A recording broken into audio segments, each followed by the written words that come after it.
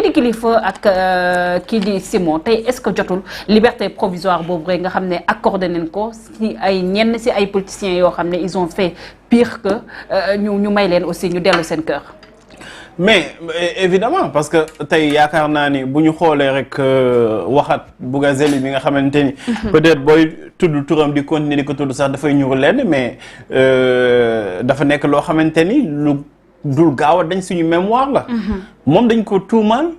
jël ay tuuma yu rëy teg ko ci kaw ñu jàpp ko ci flagrant délit. te du Pape Makhtar moo ko jàpp gendarmerie moo ko jàpp ba mu defee ay investigation piège ko jàpp ko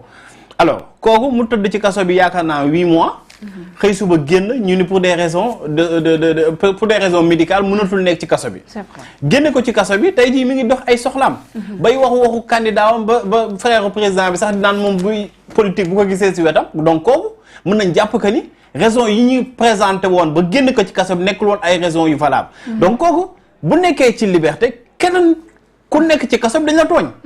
c'est aussi simple que ça man je pense que ni. te ñu ngi dégg ci ay information que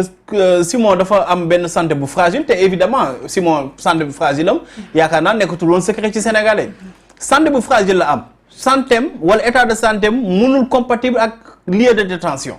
mais ñoom ay sénégalais nañu tukkiwuñu demuñu fenn dañ leen bëgg déglu bisu procès mais dàq leen ñu dem seen kër ba bisu procès bi nga woo leen ñu ñëw taxaw bu nekkee am ngeen suffisamment de preuves te gëwuma ni ñu am ay preuves ci li nga xamante ne dañ koy wax di ay tuuma yu ñu teg seen kaw mais ñu teg leen daan bu nekkee amul ñu bàyyi la ñu ñibbi seen kër c'est aussi simple que ça dañu war a continuer di fexe ba li nga xamante ne mooy liberté di wéy di doon principe bi détention doon exception mais malheureusement bu nekkee da ngay xeex wala nga nekk opposant wala nga am ay principe yoo xamante ne peut-être àndul ak ñi nga xamante ne ñooy waa Benno Bokk Yaakaar mais évidemment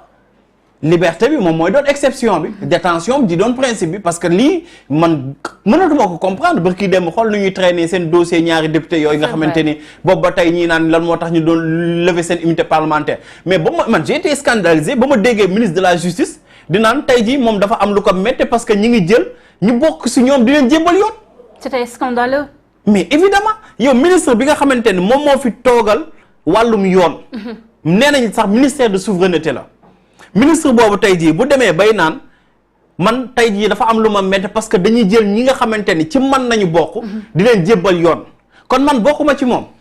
jaaykatu ginaar bi nga xamante ne dañ koo jàppee saa ci moom bokkul ci moom. discours partisan. mais évidemment ci ministre de la République. de surcroît na ministre de la justice. donc bu ñu nekkee ci situation boobu bu ñu jëlee ay yenn nit tëj leen kaso man yaakaar naa ni ñooñ dañ leen tooñ mi Simon di Kilifeu encore une fois seen place du ci prison bi. nañ leen bàyyi ñu doxi seen ay activité tey gis nga mbiru passeport diplomatique bi dinañ ko étouffer peut-être moom lay faral di wax dinaan ñaari député yooyu ñu ngi leen préparé dañ leen tëj benn période xëy suba génn leen jox leen indemnité ñu dem tëdd fu leen neex am nañ xaalis am nañ lépp. kon da nga jàpp ne après discours bi nga xam ne kii di ministre de la justice bi yëkkati na ko keroog à l'hémicycle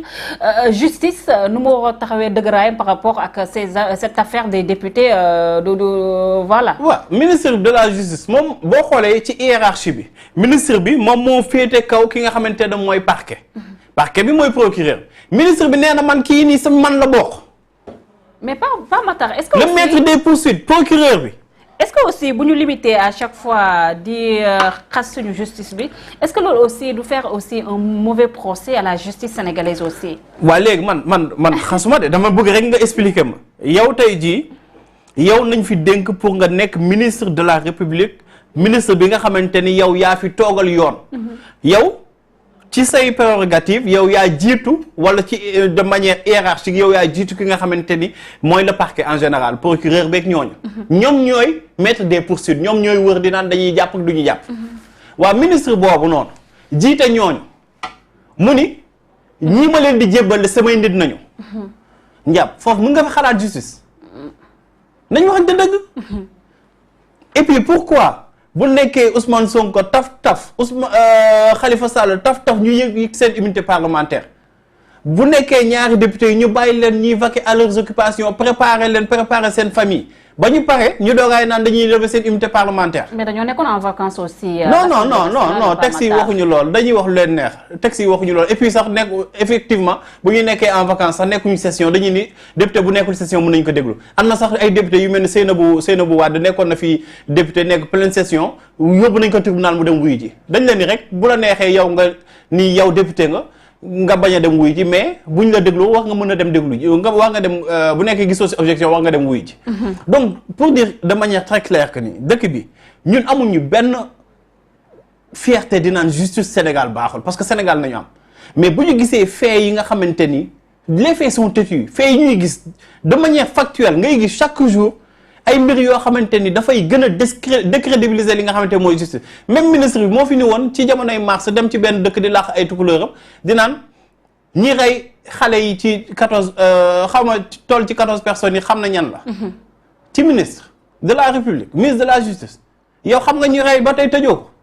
donc je pense que ni ñoom ñoo indi ay affaire de partisanerie ñoom ñoo commencé def seen mbir yoo xamante ni ay mbiru caaxaan la ba léegi Sénégal bi kenn mënatu fi nekk duñu fi de façon paisible mais mi Simon di kilifa di ñeneen ak ñeneen ñoom ñëpp ay victimes nañu rek parce que tey bu ñu nekkoon di ànd ak président Macky Sall yaakaar naa li ñu leen teg ay tuuma duñ leen ko mës a teg. mais Pape Matar bu ñu xoolee aussi avec ce qui s'est passé fu mu toll nii si li nga xam ne mooy réhabilitation liste yi nga xam ne ñooy féetoo si opposition bi lu ëpp si Yewwi Askan Wi fi leen débouté woon rek finalement la justice a tranché donc sur ce coup est-ce que mënuñoo wax ne carrément les hommes politiques ñoom ñoo am problème mais pas la justice sénégalaise. Ndiap justice sénégalaise dafa am problème magistrat yi ñooy tëju seen biir. def seen colloque ni nañuy fexe ba indépendance de la justice ci magistrat yi yaakaar naa ni daaw ba ñuy def seen rentrée am na plusieurs magistrats yu démissionné ñenn ñi dem dooni ji avocat ñenn ñi dem woy di def yeneen mbir te koo ci laaj mu ni la liggéey bi mu yaakaaroon mënu ko def ci nii mu koy defee parce que amul condition yi ci magistrat yi am benn magistrat bu démissionné lan la wax démissionné d'une justice qui a démissionné ñaata yoon nga fiy dégg avocat bi di jiñ dara juge bi wala vice versa. Donc tey même sénégalais bi nga xamante ni sénégalais lambda la bu demee ci cours et tribunaux yi am na lu mu fay fekk loo xamante ni ñëpp xam nañ ko peut-être duñ ko wax ci rajo ci télé mais sénégalais yëpp xam nañ ko tey jii boo amee problème ak borom doole mais da ngay ñëw ñu jàllale la facilement mën nga fa dem 4 ans ñaata sénégalais ñooy croupir en prison ñoo xamante ni tey jii ñi ngi mandat de bu seen dossier sax gisuñu ko donc yaakaar naa ni tey. bu ñu bëggoon nit ñi am confiance ci justice day fekk justice boobu noonu taxaw wala tëdd njaaxaandaay boo xamante ni dañuy teg ñëpp ci même pied d'égalité mooy seen balance boobu ñu yor balance bi symbolise justice balance bi nag malheureusement dafa def nii dafa weng bu tëddoon nii ñëpp tolloo ñëpp yam si yaakaar naa ne problème du am mais malheureusement loolu moom moo fi nekk ay affaire de cour d'appel jox na fii dëgg opposition jox na non loolu en fait pour préparer peut-être ñi nga xamante ni mooy yiy juddu ci lu mu tudd litige wala yenn problème yi juddu ci après élection yi parce que bu ñuy demaatee cour suprême la ñuy dem. bu ñu ñëwee gagné ne fii bu ñuy werante dañuy demaat ci yoon. peut-être bu ñu leen joxee dëgg tey jii pour préparer leen ëllëg bu ñu leen di débouté ñu leen waxoon nañ leen fee bi passé gagné ngeen tey bii ngeen da ngeen di perdre parce que boo leen di commencé déglu sax loolu ngay dégg maa ngi si dégg benn ministre bi naan way yéen doon wax juste Abdou Karim Gueye gagné na procès contre xaw ma sax am na yenn yoo xamante ne c'est tellement ridicule dans ce pays ba ñuy jël dañuy jox ay exemple ay benn exemple ci ay centaines de dossiers pour nous faire croire que ni la justice est indépendante loolu c'est absurde. et les listes gëm sa bopp nga xam ne fu mu toll nii mun nañoo wax ne Dakar ak yeneen gox-goxaat yi nga xam ne yu féetoo si Sénégal ñoom dañ leen rejeter partout est-ce que avec ce qui se passe au niveau des médias fixes beeg yooyu mun nañ ci am lecture d'acharnement sur la personne de Bougane Gueye Dany ou bien immaturité politique aussi par Makhtar. non mais acharnement lay gën a ñuru parce que yaakaar naa ne boo xoolee rek de manière objective tey jii boo xoolee ci surtout Dakar sax mënoo ni en tout cas man mënuma gëm ni que ku mel ni le gars là Mame Mbaye Niang moo ëppale légitimité Bougane Gueye Dany ba kooku peut-être mu mën a remplir conditions yu muy nekkee li nga xamante ni moom mooy candidat ci ville de Dakar Bougane mënu koo remplir et puis beneen mbir bi Bougane ku mu def mandataire national am wala mandataire am au niveau de Dakar Bamba Fall la Bamba Fall de première élection bu muy dem donc am na expérience bi am na aussi il s'est fait entourer par des gens yi nga xamante ne peut-être xam nañ li nga xamante ne moom mooy wàllum élection mais malheureusement boo toppee président di ko naan da ngay tibb tànkam topp ko yore sa ligne éditoriale boo xamante ne da nga ko assumer am yenn propos yu virulents yi mais attends-toi à ce que bis bu amee occasion bu ndaw pour humilier dalay humilier. Abdoulaye Wade il était hors de question mu bàyyi Youssou Ndour doon candidat. hors de question parce que moom jàppoon na ni loolu forme d'humiliation la woon bu ko doonoon candidat dina ko peut-être dina ko yàqal lu bëri moo tax mu éliminer ko mais même chose la ak Bougane ak Macky Sall parce que moom jàpp nañ peut-être que Bougane lim koy def neex ko te meilleure façon mooy yàq xaalisam nii nga nekkee dam lay seetaan ba bisu élection jot ma def li ma neex fi nga bëgg bokk doo fa bokk parce que yeneen gox yi yaakaar naa ñu ngi koy nekk di ko rétablir dans ses droits mais au niveau de Dakar ba tey dafa taxaw te loolu aussi président bu jàppee ni stratégie bu baax la mi ngi juum. parce que yaakaar naa ni dafa nekk di organiser opposition bi ñu nar a nekk union de fait parce que bu nekkee par exemple ñii nga xamante ni dañu naroon votel Bougane boo xoolee yaakaaruma ñu dem votel ji le gars Mbaye gëwuma ñu votel ñi nga xamante mooy candidat wu benn bokk yaakaar aussi forcément waa ku jóg nañuy votel te boo xoolee profil bi Barthélémy Diaz lay doon donc ñoom dañu nar a gën a fexe sax ba lu tasoon ci opposition bi fracture yi si jotoon am Macky Sall mi ngi koy nekk di ko tabaxaat parce que gëm naa ne bu ñu demee ba invalider li nga xamante mooy candidature am de manière définitive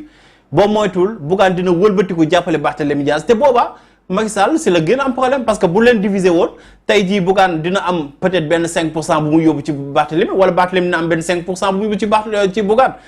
mais boo leen regroupé nii dafay nekk addition te addition boobu mën na ko coûter cher. tout à fait ñu wax léegi si Barthélémy Diaz l'affaire Ndiaga Diouf ak semaine bi passée gis nga yëngu-yëngu yu ci amoon finalement kii di Barthélémy Diaz